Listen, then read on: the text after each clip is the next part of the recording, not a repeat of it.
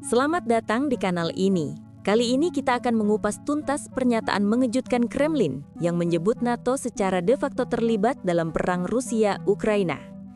Kita akan membahas latar belakangnya, siapa saja negara yang terlibat, alasan mengapa Rusia membuat deklarasi tersebut, hingga bagaimana langkah ini berpotensi mengubah peta kekuatan dunia. Mari kita selami bersama di balik deklarasi Kremlin, Rusia versus 32 negara NATO. Dunia kembali diguncang oleh pernyataan tegas dari Kremlin. Rusia disebut-sebut kini tidak hanya berkonflik dengan Ukraina, tapi juga secara terbuka menantang aliansi militer terbesar di dunia, NATO. Apa yang sebenarnya terjadi? Apa dampaknya bagi tatanan geopolitik global? Beberapa waktu terakhir, dunia internasional diguncang oleh pernyataan resmi Kremlin yang menyebut NATO kini terlibat langsung dalam konflik Rusia-Ukraina. Menurut pernyataan itu, dukungan yang diberikan negara-negara NATO kepada Ukraina, mulai dari pengiriman senjata canggih, logistik militer, pelatihan pasukan, hingga dukungan intelijen, dipandang Moskow bukan lagi bantuan biasa, tetapi bentuk keterlibatan aktif dalam perang. Deklarasi ini menandai perubahan besar dalam narasi geopolitik global.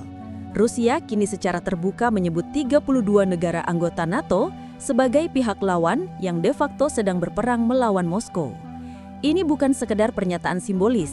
Kremlin ingin menunjukkan bahwa konflik Ukraina telah berevolusi menjadi benturan kepentingan yang jauh lebih besar antara Rusia dan blok Barat. Langkah ini juga mengirimkan sinyal ke dunia internasional bahwa situasi perang bukan hanya menyangkut Rusia dan Ukraina saja, tetapi telah menyeret aliansi militer terbesar dunia ke dalam pusaran konflik. Ketegangan ini berpotensi mempengaruhi stabilitas keamanan global, harga energi, pasokan pangan, serta hubungan diplomatik antar negara di berbagai belahan dunia. Konflik Rusia-Ukraina yang kini dipandang Kremlin sebagai pertarungan dengan 32 negara NATO ini tidak terjadi dalam ruang kosong. Ada banyak aktor dengan kepentingan, strategi, dan konsekuensi masing-masing.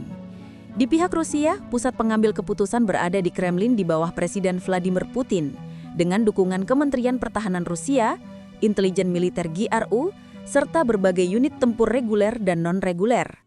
Rusia memandang ekspansi NATO ke timur sebagai ancaman eksistensial, sehingga mereka menganggap perang ini sebagai upaya mempertahankan zona pengaruhnya. Di pihak Ukraina, pemerintahan Presiden Volodymyr Zelensky bersama Angkatan Bersenjata Ukraina berada di garis depan. Ukraina mendapat dukungan logistik, pelatihan militer, dan bantuan ekonomi dari banyak negara barat.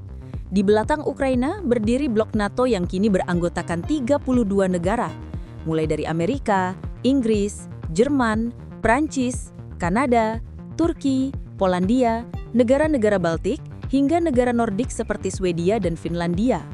Masing-masing negara punya alasan sendiri mengapa mendukung Kiev, mulai dari alasan keamanan regional, solidaritas demokrasi, hingga tekanan domestik.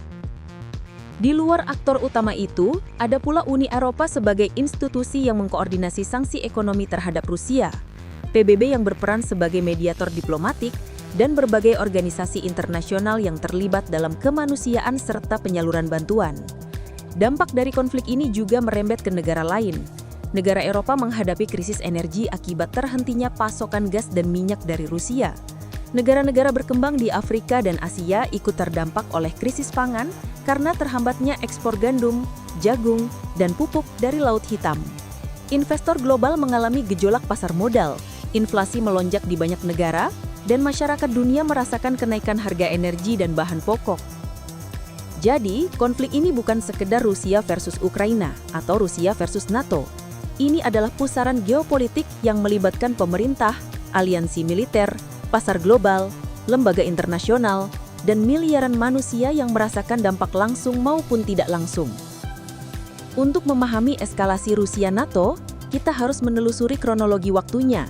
Akar ketegangan ini sebenarnya sudah muncul jauh sebelum invasi 2022. Sejak bubarnya Uni Soviet tahun 1991, NATO perlahan memperluas keanggotaannya ke negara-negara Eropa Timur.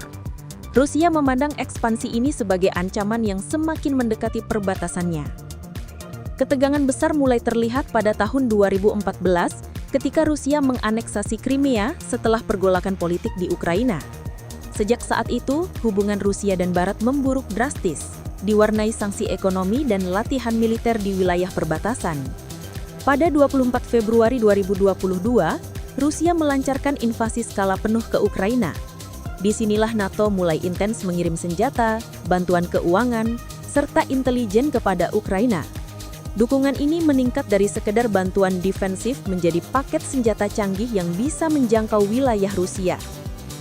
Memasuki tahun 2023 dan 2024, NATO terus memperkuat dukungan militer dan memperluas keanggotaannya. Swedia resmi bergabung pada tahun 2024. Sementara itu, Rusia menegaskan pandangannya bahwa NATO sudah menjadi pihak langsung dalam konflik. Pada 2025, Kremlin secara terbuka menyebut 32 negara NATO sebagai pihak lawan yang de facto sedang berperang melawan Moskow. Jadi, konflik ini bukan hanya peristiwa sesaat, tetapi proses panjang yang berlangsung sejak dekade 1990-an, memuncak di 2014, meledak pada 2022, dan terus bereskalasi hingga sekarang. Peperangan Rusia-Ukraina dan keterlibatan NATO ini memiliki cakupan geografis yang luas. Titik utamanya jelas di wilayah Ukraina. Kota-kota di bagian timur dan selatan seperti Donetsk, Luhansk, Zaporizhia, Kherson, dan wilayah garis depan lainnya yang menjadi medan pertempuran.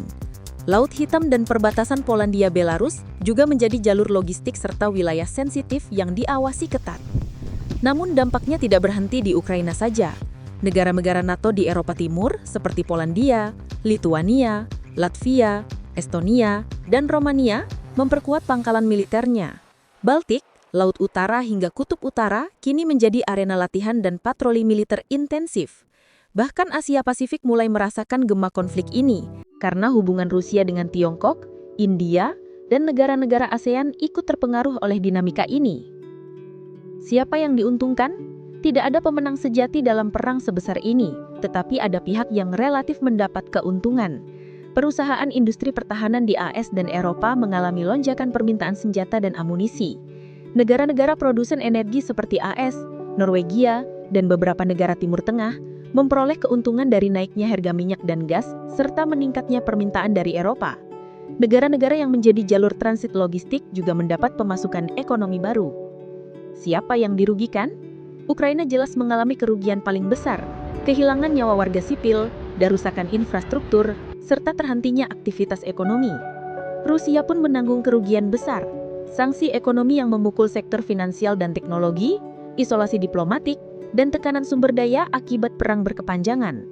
Negara-negara Eropa mengalami krisis energi dan inflasi, sementara negara berkembang di Afrika, Timur Tengah, dan Asia menanggung dampak kenaikan harga pangan dan pupuk. Investor global pun kehilangan stabilitas pasar, dan masyarakat dunia merasakan naiknya biaya hidup. Konflik Rusia-Ukraina yang kini dianggap Kremlin sebagai konfrontasi dengan 32 negara NATO bukanlah peristiwa yang lahir mendadak. Ada sejarah panjang, dinamika geopolitik, dan tabrakan kepentingan strategis yang jadi pemicunya. Akar pertamanya muncul dari runtuhnya Uni Soviet pada 1991. Setelah bubarnya Blok Timur, banyak negara bekas Soviet di Eropa Timur memilih mendekat ke Barat dan bergabung ke NATO. Langkah ini dipandang Rusia sebagai ancaman langsung terhadap keamanan nasionalnya. Pada 2014, Ukraina mengalami pergolakan politik yang berujung pada jatuhnya presiden pro-Rusia dan menguatnya orientasi ke Barat. Rusia kemudian menganeksasi Crimea dan mendukung separatis di Donetsk dan Luhansk. Sejak saat itu hubungan Rusia dan Barat masuk titik terendah, disertai sanksi ekonomi dan peningkatan latihan militer di perbatasan. Invasi full Rusia pada 24 Februari 2022 menjadi puncak eskalasi. Bagi Rusia, operasi ini dianggap sebagai langkah defensif untuk mencegah NATO semakin mendekat ke perbatasannya. Sebaliknya bagi Barat, langkah itu adalah pelanggaran hukum internasional. NATO kemudian meningkatkan dukungan senjata, pelatihan, dan intelijen ke Ukraina. Dukungan ini meningkat dari sekedar bantuan defensif menjadi paket senjata canggih yang bisa menjangkau wilayah Rusia. Tabrakan kepentingan inilah yang menciptakan lingkaran spiral. Rusia melihat bantuan NATO sebagai keterlibatan langsung dalam perang. NATO melihat invasi Rusia sebagai ancaman bagi keamanan Eropa. Kedua sisi saling memperkuat posisi, sehingga konflik menjadi semakin luas dan kompleks. Faktor lainnya adalah persaingan energi dan ekonomi global. Rusia merupakan salah satu pemasok utama gas dan minyak dunia. Perang dan sanksi memicu krisis energi di Eropa, memunculkan peluang baru bagi negara produsen lain, tapi juga menambah beban inflasi global.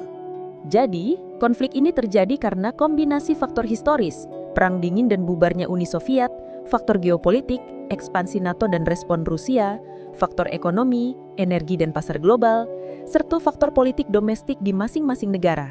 Semua unsur ini bercampur menjadi satu pusaran yang sulit dihentikan. Konflik Rusia-Ukraina yang melibatkan NATO berjalan melalui serangkaian mekanisme yang kompleks, militer, diplomasi, ekonomi, dan informasi. Di lapangan, Rusia menggunakan strategi militer kombinasi, serangan udara, darat, dan laut, dengan target infrastruktur vital Ukraina. Ukraina merespon dengan pertahanan berlapis, bantuan intelijen barat, dan penggunaan senjata jarak jauh serta drone. NATO tidak mengirim pasukan langsung, tetapi mendirikan jalur logistik besar-besaran melalui Polandia,